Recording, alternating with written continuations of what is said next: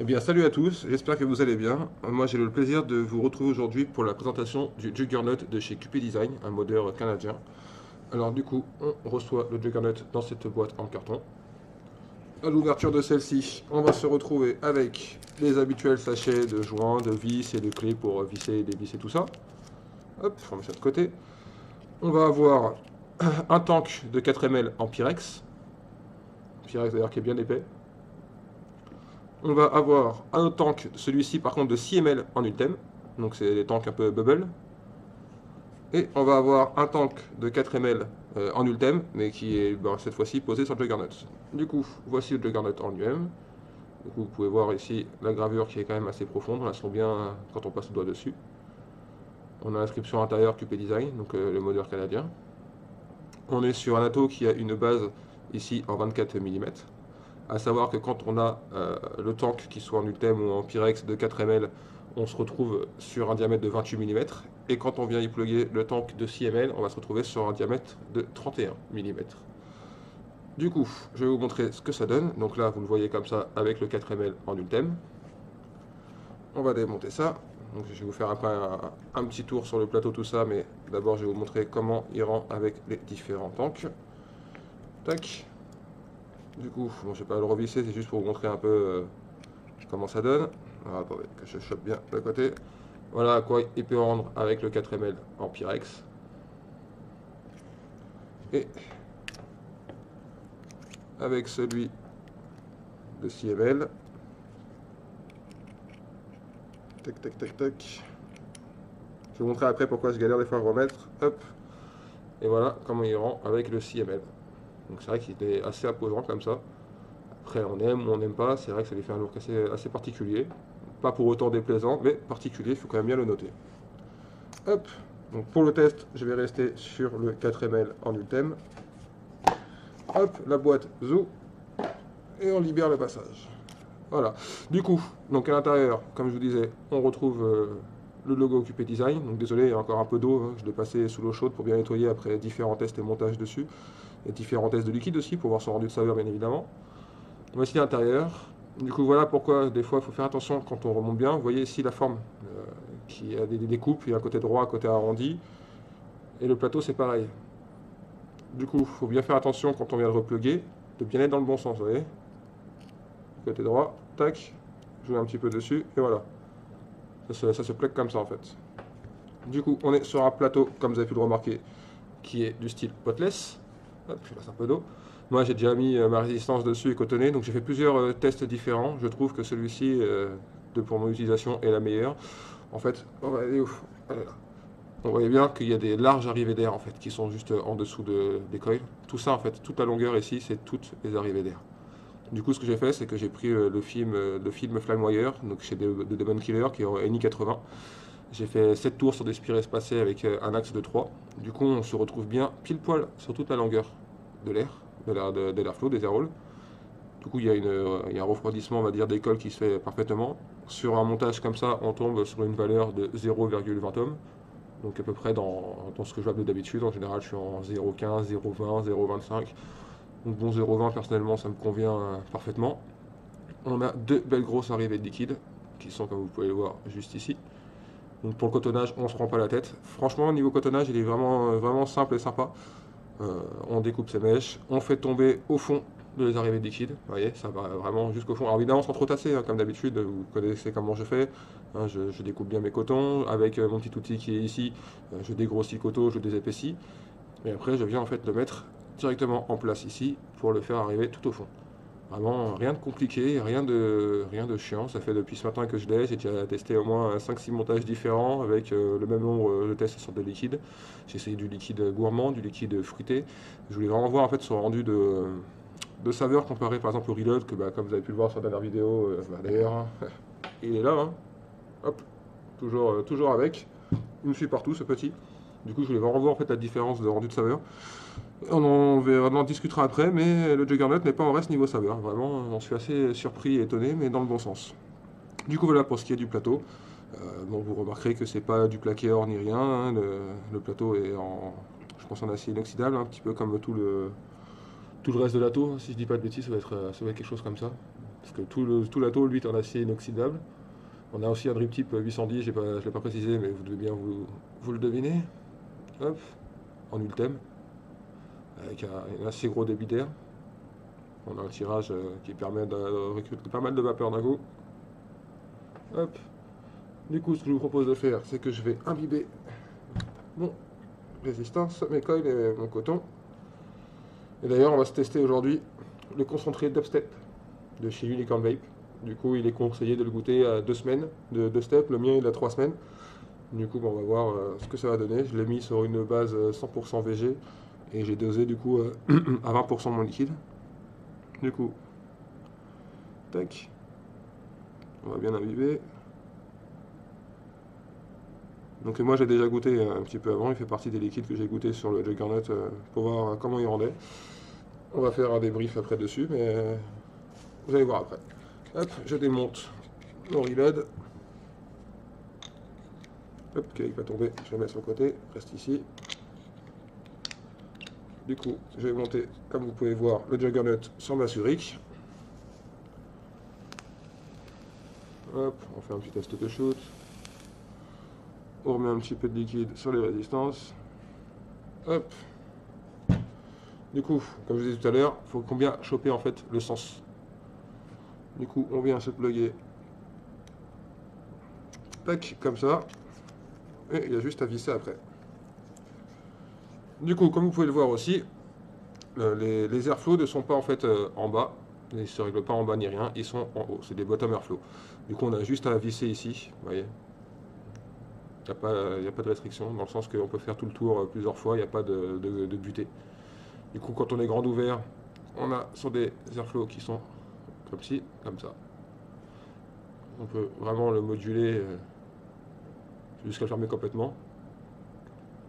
Donc, réglage qui se fait tout seul, vraiment, ça coulisse tout seul, ça accroche pas ni rien. Et pour le remplissage, pardon, excusez-moi, et pour le remplissage, on a juste à soulever en fait ici. Paf, on soulève.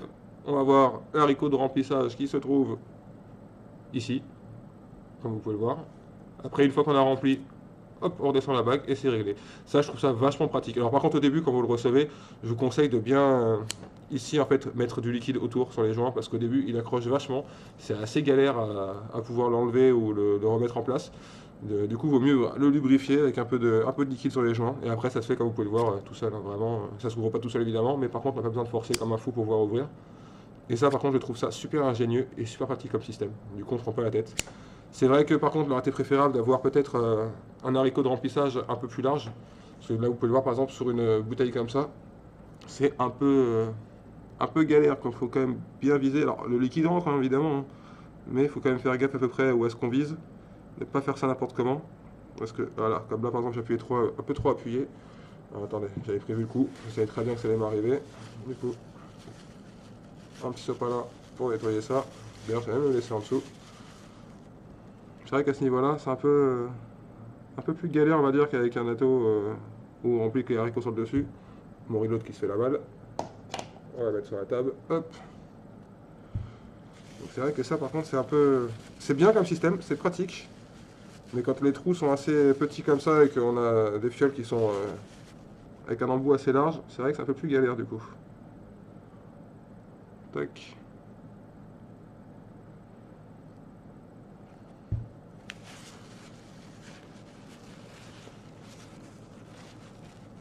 C'est vrai que ça, ouais, pour moi, c'est un peu chiant, on va dire. Il vaut mieux avoir un sopalin sous la main quand on a un embout comme ça. Après, il faut peut-être changer de fiole. Moi, je sais que je vais sûrement retransvider mon Jovis dans une autre bouteille quand je vais me servir du Juggernaut, parce que bah, c'est vrai qu'à ce niveau-là, c'est un peu chiant, je trouve. Du coup, tac, on referme ici. Et là, on est prêt à vaper. Donc, ça shoot. Du coup, ce que je vous propose, c'est qu'on va se retrouver en plan large et on va débriefer dessus et on peut plus parler du Juggernaut et de Dubstep. A tout de suite. Hop, nous voilà de retour avec le Juggernaut. Pardon, donc vous voyez voir comment il est sur un setup, donc avec la Zurich. Donc il est quand même assez imposant, si on peut mettre par exemple à côté le reload pour comparer. Et pourtant j'ai que le 4ml hein, donc, sur le Juggernaut. Donc vous voyez, c'est quand même assez différent on va dire. Hein. Les deux gabarits ne sont pas semblables. Alors par contre, qu'est-ce qu'on peut en dire niveau vape? Bah écoutez, déjà, je vais vous mettre l'airflow grand ouvert. Hop, et on va tester comment ça va tout de suite.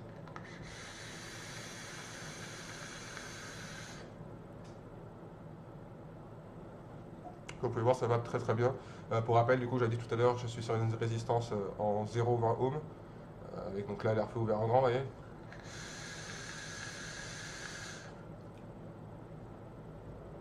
Et malgré tout, c'est pas si aérien que ça comme tirage, même ouvert à fond. C'est ça qui est assez surprenant et qui est, pour ma part en tout cas, assez plaisant.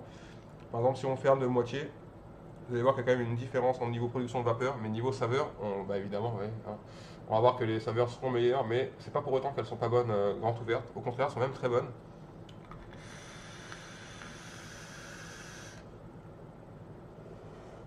Au niveau du tirage, on sent qu'on est quand même beaucoup plus restreint. Certaines fois, les airflows, quand on les règle, bon, c'est un peu plus gadget qu'autre chose, entre guillemets. On va pas forcément ressentir une grosse différence au niveau de la vape. Alors que bah, là, en fait, quand on tire dessus, on voit vraiment qu'on. Alors évidemment, hein, ça reste toujours de l'inhalation directe, c'est pas du MTL ou quoi. Hein, mais on sent qu'il y a une résistance, en fait. Il y a un retien qui se fait. Pardon. Décidément, aujourd'hui, j'ai du mal. On sent qu'il y a une résistance qui se fait quand on veut pour aspirer, et je trouve ça plutôt agréable.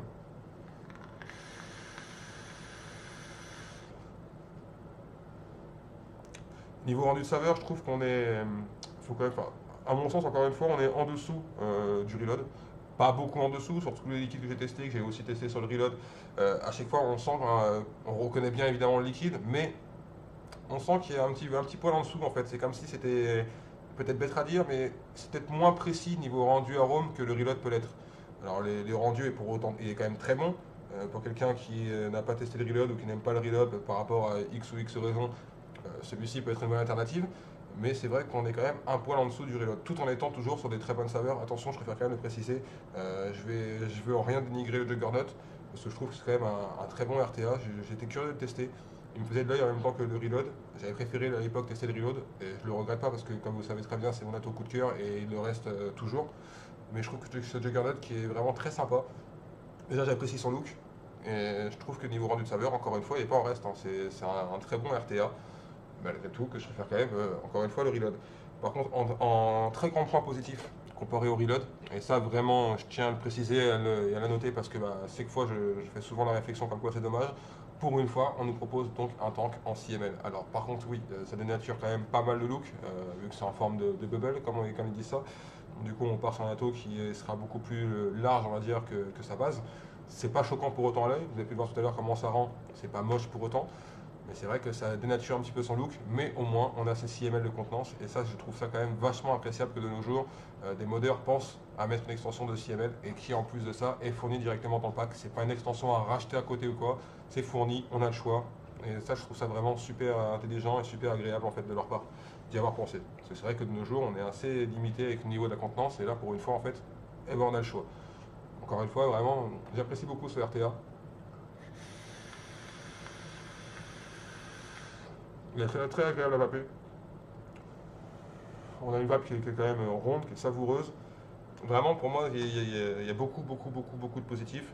Et le seul petit point négatif que j'aurais eu trouvé, et encore une fois, c'est parce que, bon, on est tous habitués à des grosses fioles comme ça, c'est bah, son trou de remplissage que je trouve, malgré qu'il soit quand même assez imposant, encore une fois, là, je le re-regarde, ouais, il est quand même assez imposant le trou de remplissage, et bah, pourtant, sur des grosses bouteilles comme ça, bah, c'est un peu galère, comme vous avez pu le voir tout à l'heure. Vaut mieux privilégier des unicornes ou des choses. Je crois que c'est comme ça, unicorne, je dis pas de bêtises, attention. Avec, vous savez, leur lambeau avec les pipettes en fait, qui rentrera directement dedans et au moins on sera pas embêté. Plutôt que sur des bouteilles comme ça, en fait, des fioles twist, qui sont un peu plus galères. Bon, après ça, c'est bon, voilà, on s'adapte à peu près à ces bouteilles, on sait quoi prendre, et puis voilà, il vaut mieux avoir un petit défaut, on va dire, comme ça, qui n'est pas forcément très gênant, et qu'on peut nous s'adapter avec d'autres bouteilles, plutôt que d'avoir d'autres défauts qui seront beaucoup plus embêtants que ça, quoi. Vraiment, pour moi, c'est quasi un sans faute, quoi. C'est un RTA que je trouve vraiment très agréable. En ce qui concerne le concentré d'Upstep, donc fait partie des concentrés All-Star de chez Unicorn, vraiment, pareil, très bon. Là, il a 3 semaines de step, pourtant il est super clair. C'est bizarre parce que j'aurais pensé qu'il serait beaucoup plus foncé que ça. Au final, il est très clair, mais c'est vraiment un très bon die en fait. On nous annonce une mangue mexicaine, il me semble, avec une glace vanille. Alors, c'est assez déroutant, parce que quand on est habitué à vaper de la mangue, mais par exemple sur les liquides malaisiens qui sont super fort sucrés, qui sont fruités, qui sont un peu froids et compagnie, avec l'effet coulada, celle-ci change radicalement. On est sur une bonne mangue, mais pas une mangue qui est super sucrée. On se rapproche plus, on va dire, d'une mangue, j'ai envie de dire naturelle, bien que des concentrés, enfin les liquides malaisiens ont un goût qui sont quand même très très bons et très agréables, mais on est sur une mangue qui est quand même beaucoup moins sucrée. Et le côté glace vanille, perso, je ressens pas forcément une glace vanille, je ressens quelque chose qui va arrondir le liquide. On n'est pas sur de la mangue pure et dure, justement, avec cet ajout de glace vanillée, mais on n'est pas non plus sur une glace vanille qu'on peut ressentir parfaitement en disant ah oui, oui, je reconnais bien le goût de la glace de la vanille. Pour ma part, en tout cas, ça n'est pas le cas, mais ça rend la vape ronde, en fait. Ça arrondit le liquide, comme ça, je trouve. Ça le rend vachement agréable. Pareil, c'est un bon coup de cœur. Je trouve que c'est quelque chose qui est vraiment sympa, surtout qu'ils vendent la bouteille de concentré de 60 ml à un peu moins de 25 euros. Je crois que c'était 24,90 il me semble de mémoire. Je trouve pas ça forcément accessible.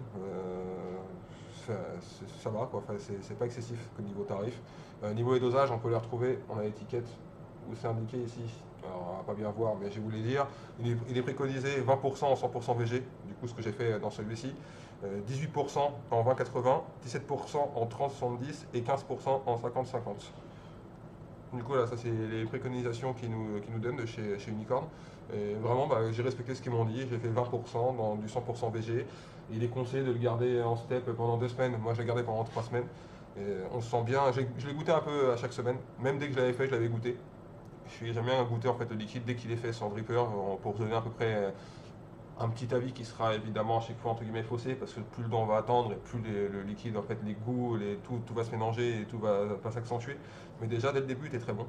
Et, la première semaine je l'ai goûté aussi, il était très bon, mais on sentait qu'il avait commencé à travailler mais qu'il n'était pas encore fini de step. Deuxième semaine, pareil, une grosse amélioration, un changement assez fort au niveau du goût. Mais pareil, encore une fois, on s'était dit, bon, peut-être qu'en attendant encore un peu plus, ce sera pas mal. Et là, au bout de 3 semaines, c'est vrai qu'on ressent encore plus le côté mangue qu'on sentait déjà bien au début, mais là, on sent vraiment que le côté mangue est arrivé à maturation. Par contre, là, ce qu'on ressent beaucoup plus derrière, c'est le côté, comme je vous dis, arrondi, un petit peu comme un lait, en fait. C'est quelque chose qui vient arrondir la vape, qui vient la rendre plus douce. Et c'est vrai qu'au début, on ne sentait pas forcément, on sentait beaucoup, beaucoup la mangue.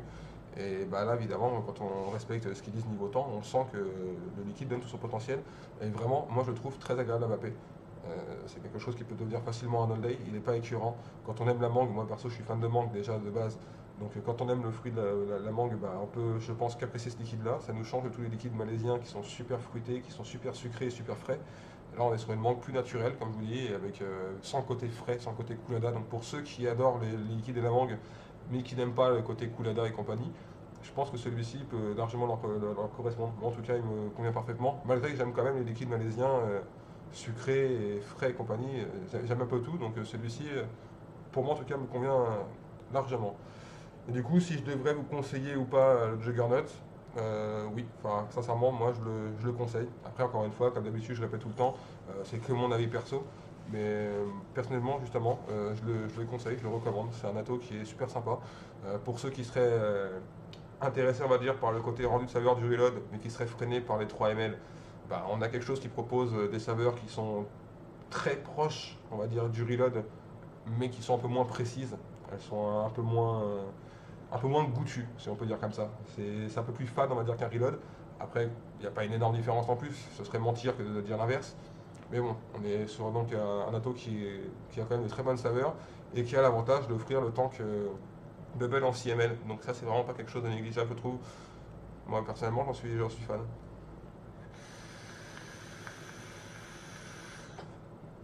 Le réglage d'airflow se fait bien. Ce n'est pas un airflow, on va dire, gadget. On sent vraiment une différence quand on tire, si on est restreint ou non. Là,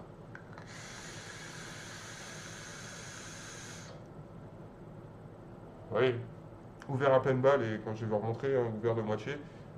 Hop.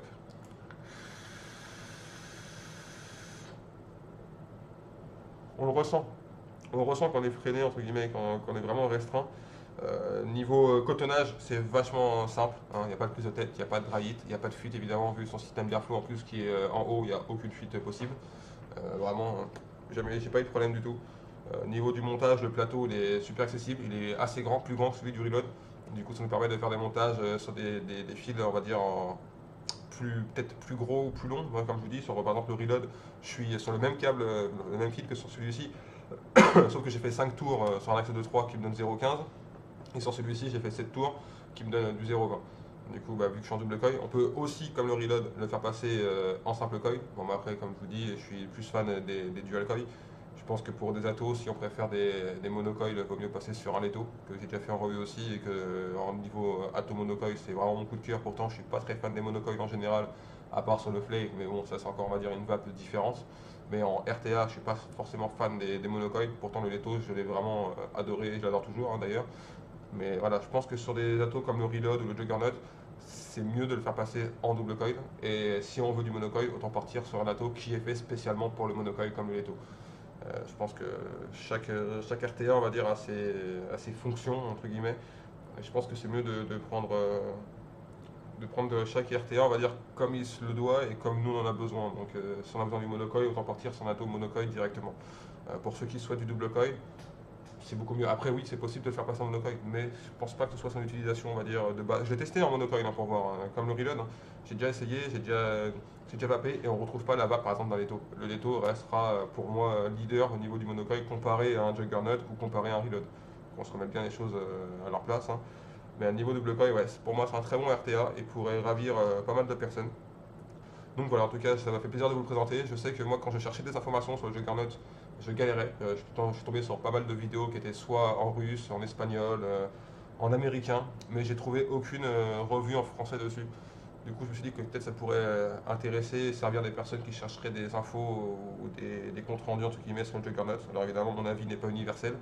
Il vaut ce qu'il vaut, c'est le mien. Mais en tout cas, voilà, c'est mon ressenti. Et ça me fait avec un grand plaisir que je le partage avec vous. Mais écoutez, sur ce, je vous souhaite une bonne journée, une bonne vape et je vous dis à très bientôt pour des prochaines vidéos. Bonne journée, salut tout le monde!